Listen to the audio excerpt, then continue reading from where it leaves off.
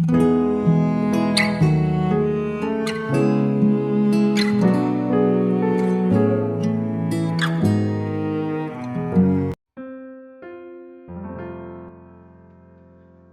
selamat pagi saudara yang kasih Tuhan Yesus. Saya menyapa bagi saudara yang ada di Indonesia dari Sabang sampai Merauke, baik yang di kota maupun yang di desa, dan saudara yang di Malaysia, di Sabah, di Sarawak, Kuala Lumpur, dan di manapun berada. Senang sekali kembali menjumpa saudara pagi hari ini. Saya percaya kita tetap berada di dalam kasih dan penyertaan Tuhan kita Yesus Kristus. Selamat datang kembali di channel Pokok Anggur bersama saya Yosia Krispianto.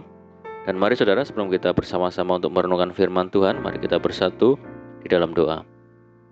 Bapa di surga, Bapa di dalam nama Tuhan Yesus, terima kasih buat penyertaan dan perlindungan Tuhan sepanjang malam dalam istirahat kami. Dan pagi hari ini kami bangun dengan kekuatan yang baru, dengan sukacita yang baru yang dari Tuhan. Tuhan, sebelum kami beraktivitas pada hari ini, kami rindu untuk merenungkan firman Tuhan. Mari ya Tuhan, terangi hati kami dengan firman-Mu, ajar kami ya Roh Kudus untuk dapat mengerti dan memahami segala kehendak Tuhan bagi kami pada hari ini.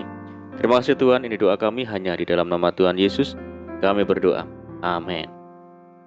Puji Tuhan saudara, kita akan membaca bersama di dalam Yohanes 16 ayat yang pertama. Semuanya ini kukatakan kepadamu supaya kamu jangan kecewa dan menolak aku. Saudara, merasa kecewa terhadap sesama manusia adalah hal yang biasa terjadi karena manusia mudah sekali berubah. Ketika kenyataan tidak sesuai dengan harapan, kita menjadi kecewa. Ketika orang lain ingkar janji, kita menjadi kecewa. Banyak hal seringkali membuat kita kecewa, saudara. Itulah manusia, mudah sekali kecewa dan mengecewakan. Yang tidak sepatutnya dan tidak wajar adalah kecewa kepada Tuhan. Namun kecewa kepada Tuhan seringkali dilakukan oleh banyak orang percaya. Pernahkah Tuhan mengecewakan kita, saudara? Tidak sekalipun Tuhan mengecewakan kita. Kasih-Nya, kuasa-Nya, kebaikan-Nya, cintanya, dan perkataannya tidak pernah berubah. Sebaliknya, coba mari kita hitung berapa kali kita mengecewakan Tuhan. Sungguh, tiada terhitung banyaknya kita mengecewakan Tuhan. Ketika doa-doa kita belum dijawab oleh Tuhan, ketika dihadapkan pada suatu masalah atau situasi yang berat, kita pun cenderung kecewa kepada Tuhan. Kita ingat kisah orang muda yang kaya.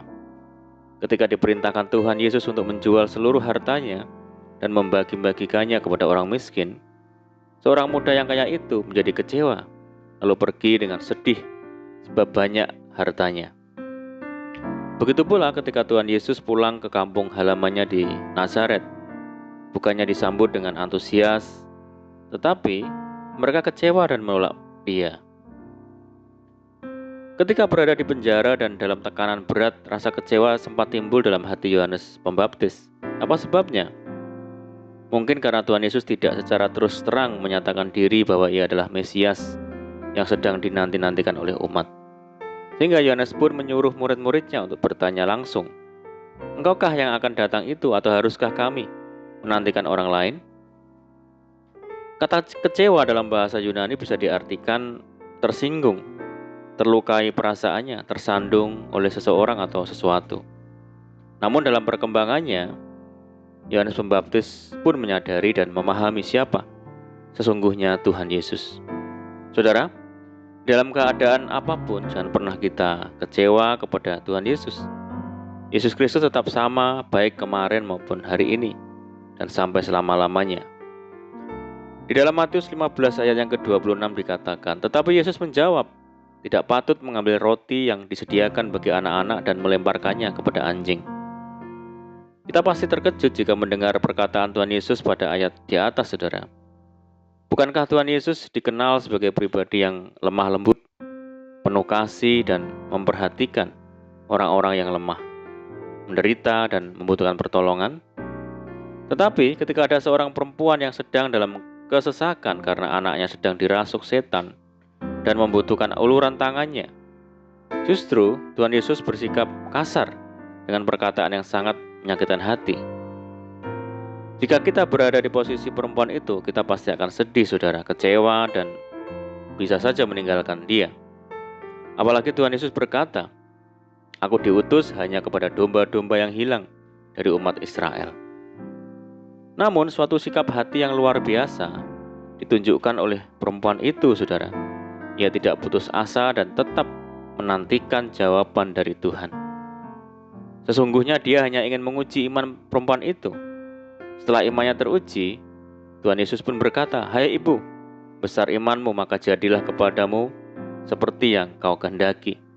Dan seketika itu juga anaknya sembuh. Saudaraku, mungkin saat ini kita sedang mengalami pergumulan seperti perempuan itu. Kita berseru-seru kepada Tuhan, tetapi sepertinya Dia tidak menghiraukan seruan kita. Bahkan sepertinya Dia meninggalkan kita. Keadaan kita tidak bertambah baik dan malah semakin buruk. Sepertinya Tuhan menjawab, makanan anak-anak tidak patut diberikan kepada anjing. Saudara, jangan kecewa dan putus asa. Tuhan sedang menguji iman kita dan kesungguhan hati kita. Daud pun mengalami hal yang sama ketika ia sedang dalam kesesakan dan membutuhkan pertolongan. Sepertinya Tuhan tidak peduli dan membiarkan Daud bergumul dengan masalahnya. Seru Daud, "Berapa lama lagi Tuhan, kau lupakan aku terus-menerus?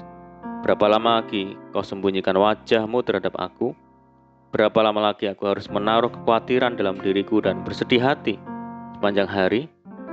Berapa lama lagi musuhku meninggikan diri atasku?" Saudara, bukannya Tuhan mengulur-ngulur waktu untuk menolong kita, namun Dia ingin supaya kita memiliki iman yang hidup. Sebab kamu tahu bahwa ujian terhadap imanmu itu menghasilkan ketekunan. Saudara, mari kita jangan pernah kecewa kepada Tuhan. Tidak pernah Tuhan mengecewakan kita. Bahkan Tuhan sendiri yang mati bagi kita.